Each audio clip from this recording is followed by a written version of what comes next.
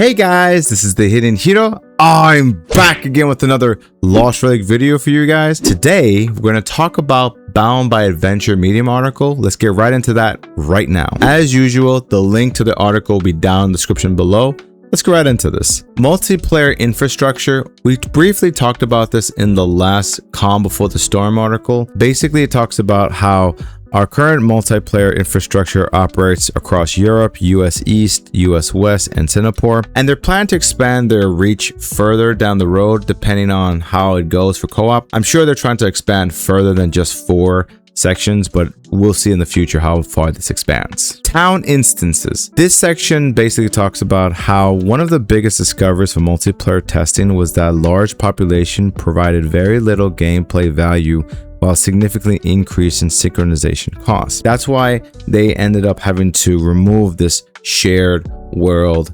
hometown area where the whole bunch of let's say 100 people were going to be in the town. It's going to raise their cost revenue, and there really wasn't a benefit to it. However, ungrouped players will generally encounter up to 6 other adventures around town, keeping towns feeling alive while maintaining excellent performance. 2 players first. The Founders Co-Play test currently supports groups of up to 2 players. Starting with smaller groups allows us to carefully evaluate balance, monster behavior, progression speed, performance, and overall gameplay dynamics before expanding further. Once we've gathered sufficient data, we may temporarily open testing to groups of up to 4 players to see just how much chaos adventures can unleash together. While we'll continue evaluating the results, our current expectation is that 2 players may ultimately provide the best overall experience. The reason why I partially agree with this statement is because I feel that 2-player adventures could work just 2 players, but I feel that there should be a raid mode or a game mode specifically for 4 players, and that it should be a very big open space area, so this way 4 players can actually move around, they can actually do more things. But again, we shall see depending on the data. Founder access. For the Founders Co-op playtest, only founder token holders can create groups and access matchmaking. Founders can invite both members and free players into their groups, allowing everyone to participate in adventures. In the future, group creation and matchmaking will become a membership benefit. Members will be able to create groups, while free players will still be able to join groups through invitations. Matchmaking and group commands. All co-op functionalities is available through social window, but the following chat commands are also available. So here are the list of commands you can enter in the chat to actually find a group. Supported game modes. The Founders Co-op playtest currently supports, Standard Adventures, Descending Nightmares, and Hellfire. Additional game modes will remain solo experiences while we continue evaluating co-op compatibility. Starting adventures. Group adventures begin at the campfire. All group members must interact with the campfire and confirm participation before the adventure can begin. Players who have already confirmed will wait for those who haven't. All players must satisfy the requirements for the selected adventure. So here's some examples. If an adventure requires a key, every player must possess the required key. If an adventure requires access to specific content, every player must meet those requirements. Players must be within the same town as the adventure that's being started. If the requirements are not met, the adventure cannot begin. Free players consume free adventures at double the normal rate while participating in group adventures. This helps balance the increased efficiency of adventuring together while continuing to reward membership with unlimited adventures. This also applies to Descending Nightmares and Descending Hellfire. Completing adventures. To successfully complete a group adventure, every player must reach the exit. Players who arrive first will wait at the exit until the remaining group members arrive. Descending Nightmare and Descending Hellfire introduce an additional group decision. If a player chooses to continue the next level, the Return to Town portal becomes disabled. All players must interact with the next level portal. If a player chooses to return to town, the next level portal becomes disabled. All players must interact with the Return to Town portal. Loot remains private. I think that's self-explanatory there.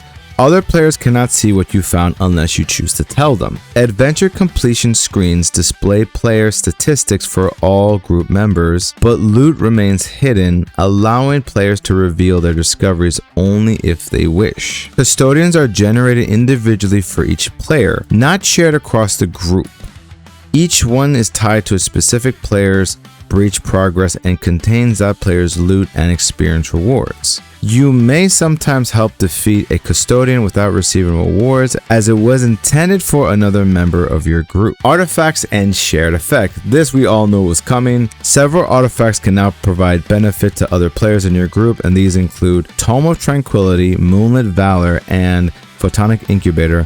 Some artifacts remain personal still. Inspecting other players. You can inspect nearby players by standing near them for approximately 4 to 5 seconds, and you'll be able to check out their builds and see what they have and, kind of get an idea of what they're using. The future of Founders Token. While the Founders Token is required to create groups during the playtest, its long-term future is changing. Rather than keeping all founder benefits tied to a single item, those benefits will eventually be separated into individual tradable collectibles. This gives holders significantly more flexibility, allowing individual benefits to be kept, traded, or sold independently. When this transition occurs, founder-specific chat groups will be dissolved.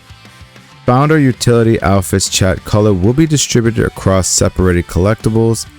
The original Founders Token will turn to dust. This change allows the value previously locked inside a single item to be separated into multiple tradable assets. More information can be found on the Founders Token page under the Future Plan section. Let's check that out really quickly. The Future Plan section is here. These plans may change. After early access to multiplayer is granted, Founders Token will be retired, and those holding a Founders Token will be credited with the following. Holding multiple will be credited with multiple, as which the Founders Token will disintegrate. So basically, if you have a Founders Token, you're still guaranteed the 2 skins that you're rewarded, and you'll get a Ashore sigil, which makes your name blue in chat as long as you're a member. So basically, this is what they mean by separating the Founders Token from one item into several items there, which I think it's a fine idea. It's fine. Additional changes. Alongside the Founders Co-op playtest, we've also made adjustments to Master Artisan Cash exchanges and Forge exchanges. Release notes. As usual, I'll only cover topics that were not mentioned in the article. Rolling now inflicts damage on destructible objects. The Cleanse skill has been updated with reduced cooldowns and energy requirements. Resolved an issue where the Heart of the Horde was applying double damage from arrows. Trackdown damage now shows actual damage, not theoretical damage.